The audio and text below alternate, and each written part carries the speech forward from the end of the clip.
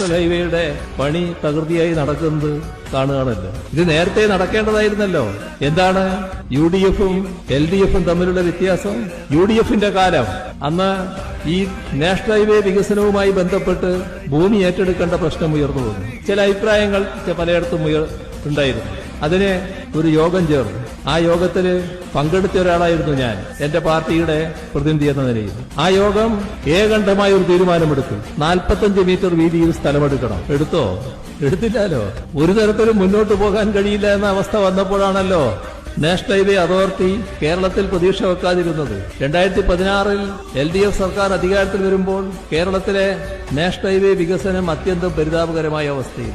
നാം കാണേണ്ടത് നാടിന്റെ പുരോഗതിക്ക്, കൂടുതൽ വളർച്ചയ്ക്കും വികസനത്തിനും ഗതാഗത സൗകര്യം കൂടണ്ടേ? അതിലേറ്റവും പ്രധാനപ്പെട്ടതല്ലേ റോഡ് ഗതാഗതം. സൗകര്യമുള്ള റോഡുകൾ വേണ്ടേ?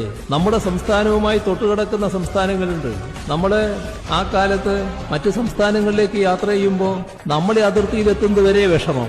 റോഡ് കുണ്ടും കുഴിയും, വീതിയില്ല, വലിയ ബ്ലോക്ക്, എല്ലാ വിധത്തിലും വിഷമം, വല്ലാത്ത പ്രയാസം. അതിർത്തിയും കടന്നാൽ പിന്നെ സുന്ദരമായ റോഡ്, വീതിയുള്ള റോഡുകൾ. ഇതല്ലേ നമ്മൾ പിറകോട്ട്. ഇത് റോഡിന്റെ യാത്രയുടെ പ്രശ്നം മാത്രമല്ല, നാടിന്റെ വികസനത്തിന്റെ പ്രശ്നം.